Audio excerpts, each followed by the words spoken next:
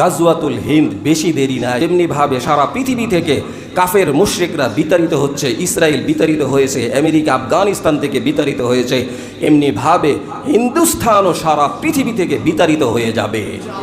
সেই দিন বেশি দূরে নয়, গাজওয়াতুল হিন্দ খুবই কাছে। আজকে হিন্দুরা কি না করতেছে। এই যে ভোলাতে 60 বছরের এক শিক্ষক পঞ্চম শ্রেণীর এক ছাত্রীকে ধর্ষণ করছে, কোনো টেলিভিশনে এর কোনো খবর নাই।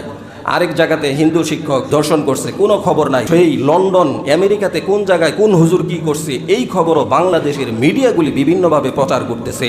তার কারণ হচ্ছে দাড়ি টুপি দেখলে আর রক্ষা নাই, আর হিন্দু থাকলে ওই যে বলে দাদা। এই জন্যই আমি বলি যে তারা কখনোই আমাদের দাদা হইতে পারে না। দাদা তো হবে পূর্বপুরুষ, তারা তো আমাদের পূর্বপুরুষ না। তারা ঘোষণা দিছে যে সম্রাট জাহাঙ্গীর, সম্রাট বাবর, সম্রাট আলমগীর যারা ছিল তাদের সমস্ত চিহ্নকে মুছে ফেলা হবে। অথচ তাদের কারণেই আজকে ভারতকে সারা পৃথিবীর মানুষ চেনে। কুতুব মিনার মুসলমানরা তৈরি করেছে, লালকেল্লা মুসলমানরা তৈরি করেছে, তাজমহল এটাও মুসলমানরা তৈরি করেছে।